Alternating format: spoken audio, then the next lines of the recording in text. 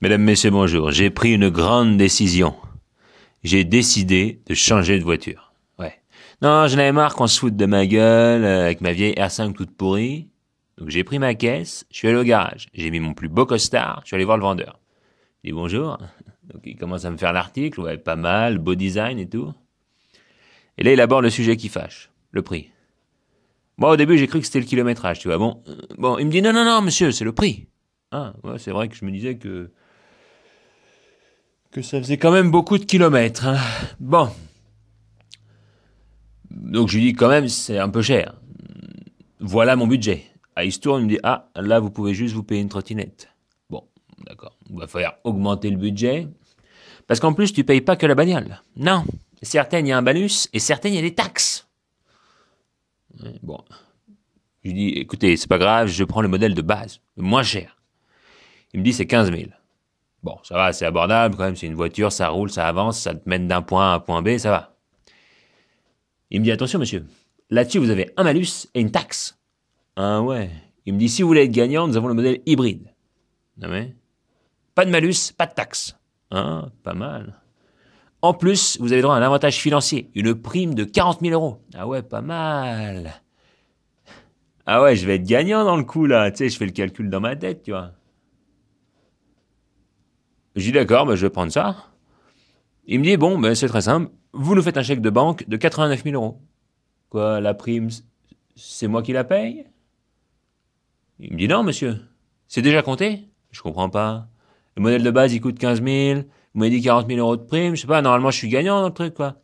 Il me dit, ah, mais non, il faut savoir, monsieur, que le modèle hybride coûte 5 fois plus cher que le modèle de base. Ah, on va rester sur le modèle de base, hein. Il me dit, sinon, monsieur, si vous voulez être encore gagnant, encore plus, nous avons le modèle hybride Nothing. Je m'explique. Nothing, en anglais, ça veut dire rien. Il me prend pour un con, le mec. J'ai quelques notions d'anglais, quand même, ça va. Ouais, je dis, ok, ouais, super, pas d'émission. Il me dit, exact, pas d'émission. Il me dit, mais comment vous faites? Très simple, pas de moteur. C'est quoi, c'est un vélo, le truc? Non, vous êtes sûr que ça roule, vraiment? Il me dit, mais vous n'imaginez pas le confort. Un confort inimaginable. Vous vous laissez porter en descente. Ouais, ça va si je fais Chamonix-Chambéry, tu vois, Paris-Nice, mais si je veux remonter? Il me dit, mais c'est très simple. Vous poussez grâce à une poignée ergonomique placée à l'arrière du véhicule. Ah, ouais. Bon, je suis pas convaincu. Je dis, ouais, c'est quoi le prix?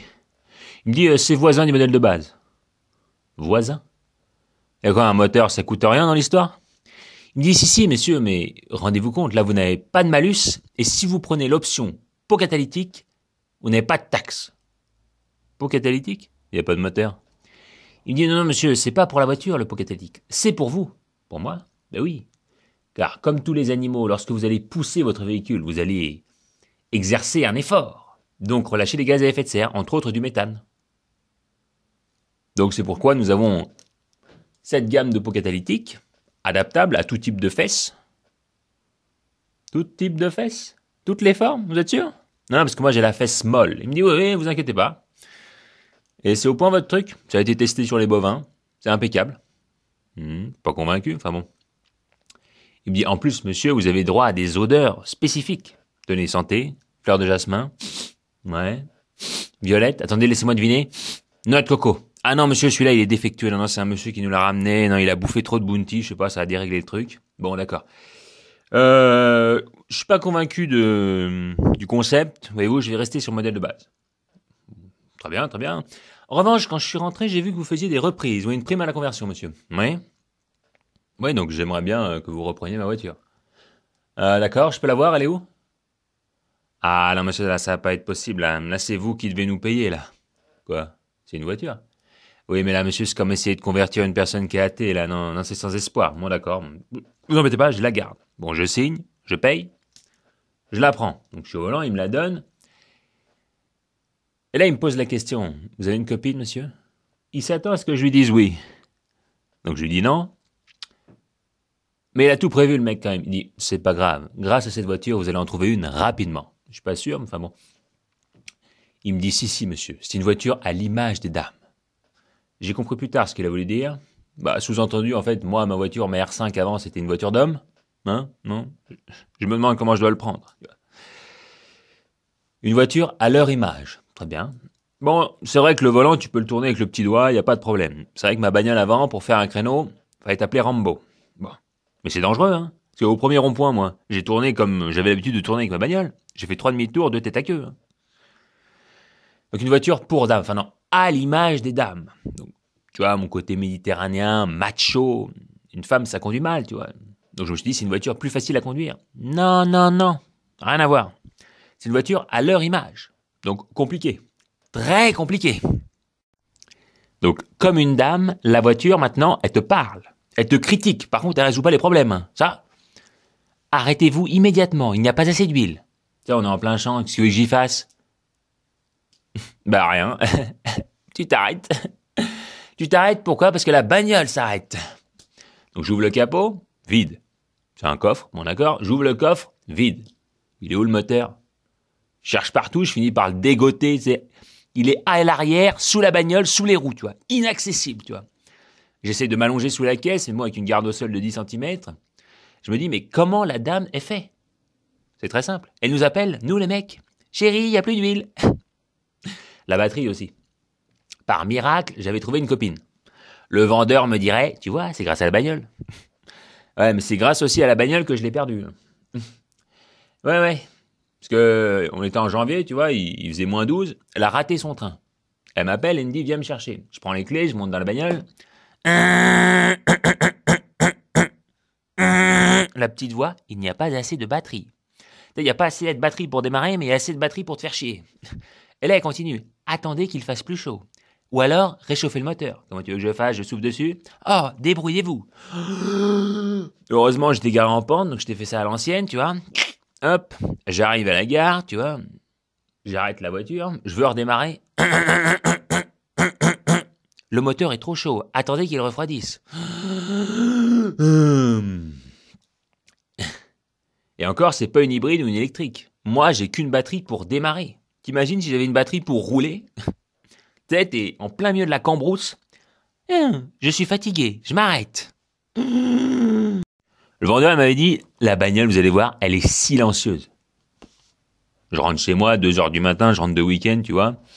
J'ouvre la portière. Et il y a la petite voix qui dit, voulez-vous verrouiller le verrouillage centralisé? Ouais, tu vois, je suis fatigué, je fais ok. Qui c'est le guignol qui se retrouve bloqué dehors? À 2 du mat? Bon, je m'en fous, je monte à l'appart, j'ai le deuxième jeu de clés.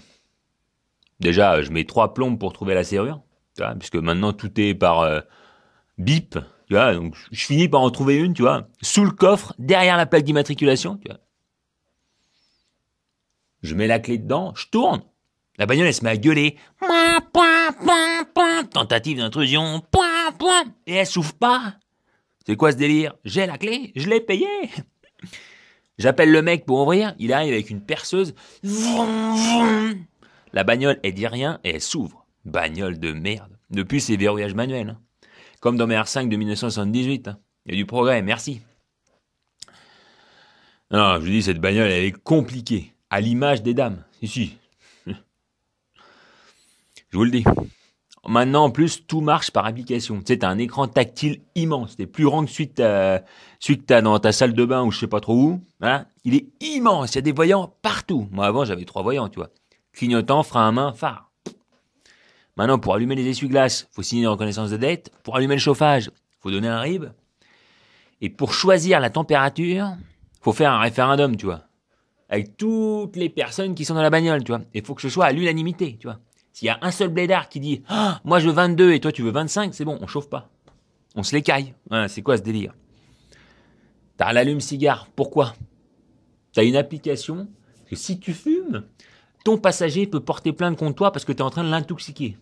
Et le clou du spectacle, la crevaison. La crevaison. Compliqué. Tu sais, avant, dans les voitures, il y a quelques années, t'avais droit à une roue de secours.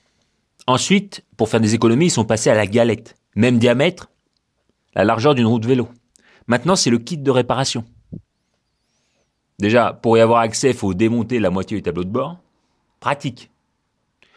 Je crois que les ingénieurs, ils n'ont pas compris la définition du mot pratique. Moi, j'ai lu dans le dictionnaire efficace, bien adapté à son but. Déjà, pour avoir accès au kit de crevaison, dévisser la vis 1 sous le volant. Tourner d'un quart de tour le tourniquet. 3 derrière la pédale. Souffler sur l'accélérateur, tu sais pas pourquoi. En bref, taper partout jusqu'à ce que ça cède. Voilà. Là, je tombe sur le cric. À usage unique lui aussi. Tu verrais la manivelle, c'est un truc de Lego. Bien adapté à son but. Il croit que je vais lever 750 kilos avec ça. Ensuite, tu as le kit de réparation. Tu sais, c'est une bombe de liquide blanc, tu sais. Alors, ils te disent, tendez le tuyau vers le haut, secouez la bombe vers le bas, appuyez sur le bouton. T'en fous partout, il y a la moitié qui ressort. Ah, donc. Et à ce moment-là, tu vois écrit sur le truc, valable uniquement pour une crevaison sur la bande de roulement. Donc, si t'es crevé sur le flanc, tu peux aller te rhabiller. Tu pouvais pas le dire avant? Ah, depuis, j'ai repris ma voiture de collection. J'ai donné celle-là à ma copine, elles s'entendent très bien toutes les deux. Compliquées l'une comme l'autre, mais moi, je suis peinard. Allez, au revoir mesdames, messieurs, au revoir.